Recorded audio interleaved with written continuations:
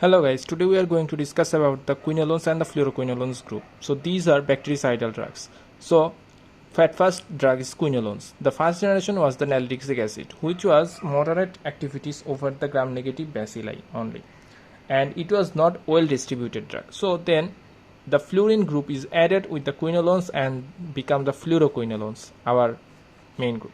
So fluoroquinolones groups of drugs are fluoroquinolones group of drugs are start with second generation, third generation, and fourth generation. Second generation is ciprofloxacin. Ciprofloxacin. Next one is ofloxacin, lomefloxacin, norfloxacin, and pefloxacin, enoxacin. And third generation drugs is levofloxacin. Fourth generation is moxifloxacin, which is commonly used. Next one is cartifloxacin, gemifloxacin, sparfloxacin, trovafloxacin. So these are the drugs of quinolones and fluoroquinolones groups, and these are bactericidal drugs. So it is called the 5-star drugs. What is called? It is called the 5-star drugs. This group is called 5-star drug. Why? At first, very good oral absorption. So oral absorption is very good. Okay. Number two হচ্ছে deep penetration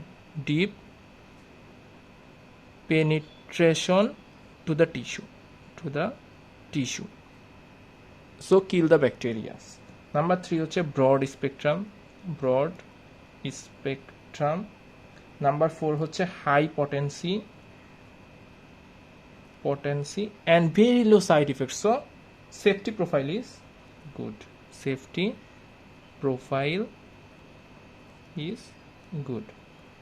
So that's why it is called a 5-star drug.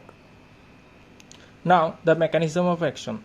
So as we know, fluoroquinolone, as it is bactericidal drug, so it kills the bacteria. Now fluoroquinolones groups, the first and second generation, and there is third and fourth generation.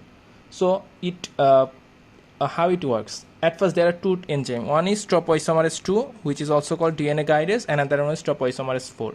The main work is topoisomerase 2 is to relaxation of the positively supercoiled DNA needed for DNA replication and DNA transcription. So when we do replication and transcription, we cut the hydrogen bond, and there is supercoiling in front of the strands, and to relax it is the main work for topoisomerase 2 or DNA guidase. So in the first and second generation drugs, it inhibits topoisomerase 2, so it prevents the relaxation of supercoiling, so there is not possible for DNA replication and transcription, and it occurs mostly the gram-negative bacteria. So first and second generation work against the gram-negative bacteria, and third and fourth generation means levo and moxifloxacin. So these works on both enzyme topoisomerase 2 and topoisomerase 4. The topoisomerase 4 is required for the separation of the replicated chromosomal DNA into the daughter cell, and which works in the gram-positive organisms. So as these class of drugs inhibit both enzymes, so they works on the gram-negative and also the gram-positive. So third and fourth generation drugs are broad spectrum antibiotics, and first and second generation are mostly gram-negative organisms. They work against mainly the gram-negative organisms. So this was the mechanism of action of the fluoroquinolones and quinolones. Now one important drugs which is commonly used is ciprofloxacin.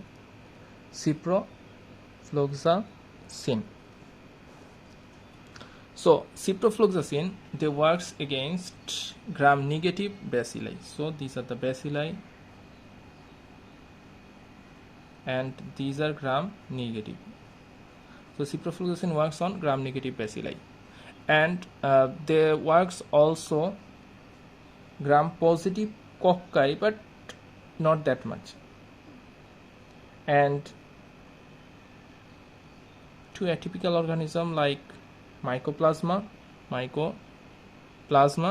and chlamydia. But they mainly works against gram-negative organism. Okay. And ciprofloxacin is the drug of choice in case of UTI, anthrax,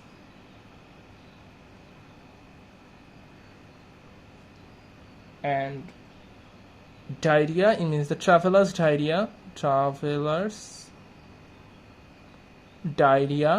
which is mainly caused by gram-negative organism like E. coli, salmonella, then Shigella, and C for Campylobacter jejuni. And we need to know where not to use the ciprofloxacin. So not to use, like not to use. It can't work against MRSA, methicillin resistant Staphylococcus aureus. The most important is Streptococcus pneumoniae. Third one is Enterococci. And if the age less than 18 years, we should not use. Okay, cause it causes damage of the cartilage, growing cartilage. It causes damage of the growing cartilage. And one more thing, there is one single condition where ciprofloxacin must use, even if the age less than 18 years, and that condition is if there is one only respiratory use in case of cystic fibrosis patient with Pseudomonas aeruginosa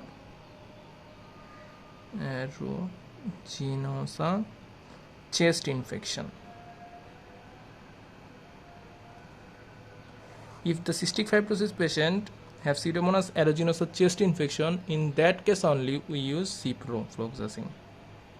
It works better there. Okay. Even if age less than 18 years, it's okay. The next one is norfloxacin. The next drug is norfloxacin. So the interesting facts about the norfloxacin is it is very well concentrated in urine. So well concentrated in urine. Okay. And not well distributed, locally used, not well distributed.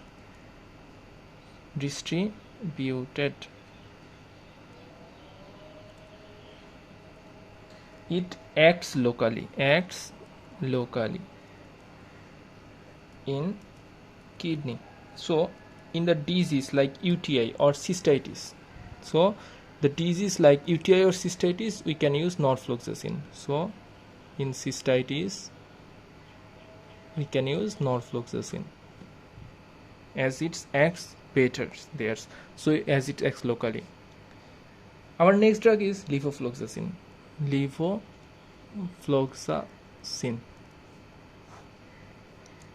levofloxacin works gram-negative bacilli. So these are bacilli and gram-negative minus sign, and also gram-positive cocci,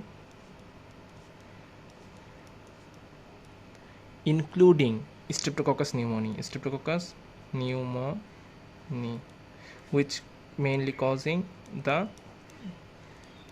community acquired pneumonia, or you can say community acquired pneumonia. And it also works against atypical organism like mycoplasma, chlamydia, and legionella. So it also called the respiratory antibiotics calls it also against atypical pneumonia. So how to use the levofloxacin? The use of levofloxacins are mainly respiratory case, like sinusitis and acute sinusitis.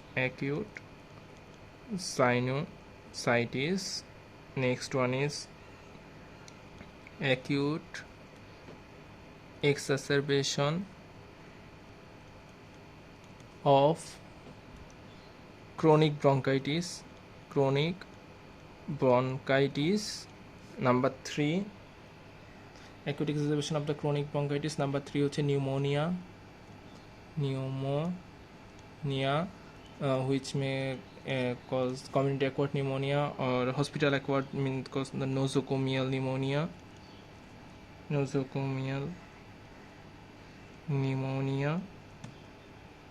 And PUP means P for prostatitis, U for UTI, and P for pyelonephritis. So in this case the levofloxacin can be used. So let me tell you some important another important fact about the acute sinusitis. Okay, so acute sinusitis mostly occurs by gram-positive cocci. So acute sinusitis mostly commonly occurs by gram-positive cocci, and the treatments are levofloxacin, and the another options are moxifloxacin. In the penicillin groups, we know amoxicillin plus clavulanic acid. Then what's the first generation and the second generation cephalosporin like cephradine and azithromycin, also macrolides, azithromycin. So these are the acute sinusitis we can use these drugs. Our last fourth generation last group of drug is moxifloxacin. Okay, moxifloxacin. In moxifloxacin, it works at first. Let me tell all fluoroquinolones. Okay, all fluoroquinolones eliminate by kidney. Okay, all fluoroquinolones eliminate by kidney, but moxifloxacin is eliminated by liver. So in kidney disease there is no requirement of the dose adjustment of moxifloxacin as it is eliminated by liver. So we can use it in kidney disease also. Next, so we can use in kidney disease.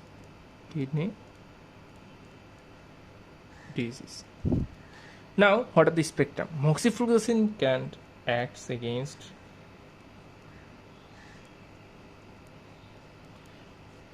gram-negative bacilli, gram-positive cocci, gram-positive bacilli, atypical organism, chlamydia, mycoplasma, legionella, and also anaerobic organism. So it's a broad spectrum antibiotics, and the main use in the moxifloxacin as in the eye drop. Next, bronchitis, sinusitis, and otitis media. We can use the moxifloxacin. And what are the adverse effects? So adverse effects, there is less adverse effect, but there are some adverse effect. So at first, number one is in heart patient, prolonged QT interval. It causes prolonged QT interval. So what is its importance? If we use any proarrhythmic drug like amitriptyline, so proarrhythmic arrhythmic drug, like some patients are prescribed amitriptyline.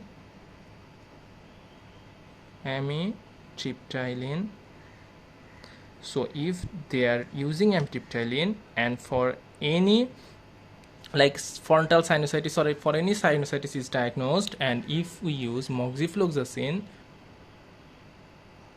or fluoroquinolone, then it can cause, like both, if we use both, then it can cause cardiac arrhythmia.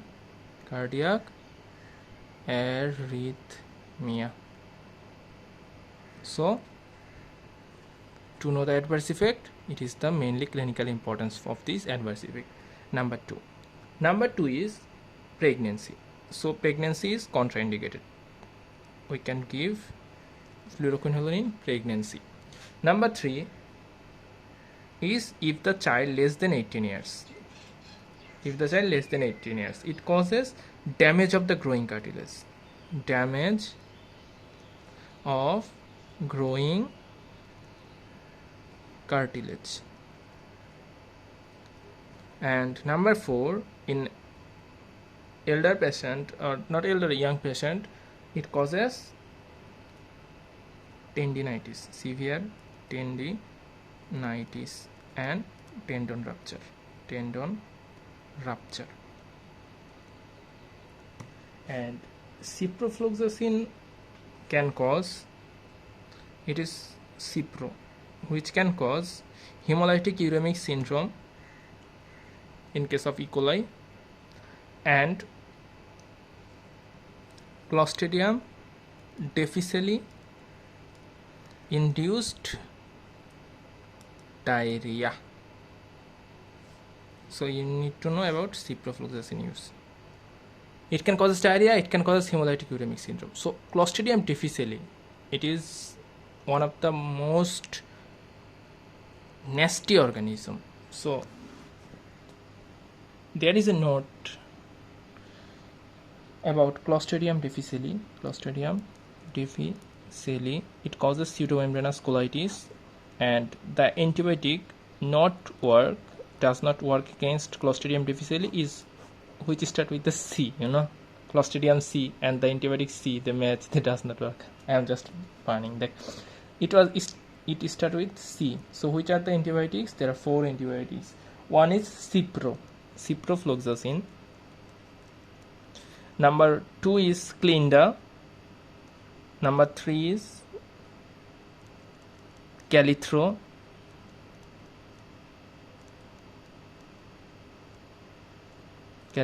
and number 4 is cephalosporin. So which drug can kill this nasty organism?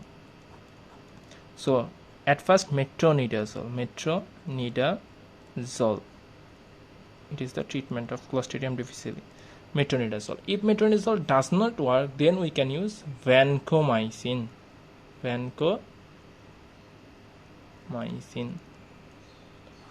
So first choice metro.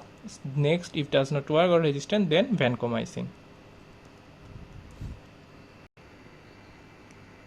Now, UTI. So what are the treatment option of the UTI? If the patient having cystitis, then we can use nitrofurantoin. So if the patient has cystitis, we can use nitrofurantoin, trimethoprim, and ciprofloxacin. So first choice is nitrofurantoin and trimethoprim. Second choice is ciprofloxacin. Nitrofurantoin usually using 100 mg BD, trimethoprim 200 mg BD, and ciprofloxacin 250 or 500 mg BD for male 7 to 10 days and for women 3 to 5 days. So one thing about nitrofurantoin always or should use at least 7 days. Nitrofurantoin at least 7 days treatment for cystitis. Now prostatitis. In case of prostatitis, we can use mainly trimethoprim. Number 1 choice is trimethoprim 200 mg BD for 1 month, or we can use levofloxacin 500 once daily 1 month. For pyelonephritis, we can use cefalexin and ciprofloxacin. So for pyelonephritis, ciprofloxacin and cefalexin. So ciprofloxacin 500 BD for 7 days, cephaloxacin 100 mg, 1000 mg 6 hourly 14 days. And epididyme orchitis, it is treated by Cipro and Doxy. So ciprofloxacin 500 BD and doxycycline 100 BD. Doxycycline used more time, like we can use 14 days or 21 days, and ciprofloxacin 14 days or 2 weeks. And pregnancy, you know what is the safe drug in pregnancy? It is penicillin, cephalosporin and macrolides. So PCM, penicillin, the safe drugs, penicillin, cephalosporin and macrolides. So these three group of drugs are safe in pregnancy. So nitrofurantoin is also safe, like there is no such evidence that the nitrofurantoin is contraindicated in pregnancy or not. So nitrofurantoin can be used, but the doses should be half, like nitrofurantoin 50 mg or 100 mg 12 hourly, and cephaloxacin, which is the second generation of the cephalosporin, so we can also use it, 250 mg 6 hourly, and coamoxiclav 725 mg 8 hourly for 7 days in case of pregnancy. And but nitrofurantoin, it causes severe vomiting. We need to memorizing these things. Now there is a question here. 35 years old lady, একজন 35 বছরের মহিলা ওপিডিতে আসছে with the urinary urgency, pain and burning sensation during micturition, and she has also suprapubic discomfort, low grade fever for last 2 days, and she has same symptoms 3 to 4 similar episode over years. মানে এক বছরে তার 3 থেকে 4 বার same episode হইছে এবং সে কিছু local ডাক্তারের কাছে নিছে. She is married, having 3 children, not using contraceptive. That means she is sexually active and she can get pregnant, and her last menstrual period was 10 days back. Means she is not menopausal woman, she is menstruating woman, and not using contraceptive means she is sexually active and can get pregnant. Physical examination reveals tenderness over the suprapubic region, body temperature 100 degree Fahrenheit means she has infections, and diagnosis of acute cystitis was made and advised to get urine and culture and the test to be done. So what are the empirical treatments? The empirical treatment are we can know that about the cystitis. We can give ciprofloxacin, nitrofurantoin, trimethoprim, ciprofloxacin. So nitrofurantoin is there. Trimethoprim means cotrimoxazole, it also there. Ciprofloxacin is also there. And in pregnancy we can use penicillin like coamoxiclav and cephalosporin, cephaloxacin. So we can, empirical options are these. But all these treatment will be in case of female 3 to 5 days, but nitrofurantoin at least 7 days, and it can cause nausea and gastric pain, so it's your choice. And one advice you should give, that abstain from sexual intercourse within these days. Now what are the urinary analgesic? So next question was there that what drug can we use to reduce the symptoms? So to reduce the symptom, there is a drug which is called urinary analgesic. It is phenazopyridine. And another one we are using that causes alkalinization of the urine. Okay, normally urine becomes acidic and it causes the burning sensation. So if we become alkaline or alkalinization of the urines, then it reduces the symptoms, and the drugs is citrate or potassium citrate and citric acid. It is the mixtures. And if we wanna and now one other important question is, do you want to prescribe a prophylaxis? Yes, we want to prescribe a prophylaxis. Why? Because she has 3 or 4 similar episodes within a year, like in a year 3 or more severe episodes. So you want to prescribe her a prophylaxis, but for a prophylaxis we should think about that she can get pregnant. So we should use pregnancy safe or pregnancy friendly drugs, as we don't know that she is sexually as she is sexually active, so she might get pregnant and may not come to you. So she is using the drugs and it can affect her pregnancy. So we should, as a prophylaxis, as she will take it for a longer period, so we should give her a pregnancy friendly antibiotics, and these are cephaloxacin 250 gram once daily at bedtime. And the treatment and the prophylaxis, he should take 21 days or 3 to 4 weeks, and she should come to follow up to you. And that was the answer of this question. So thank you for watching this. Assalamu alaikum.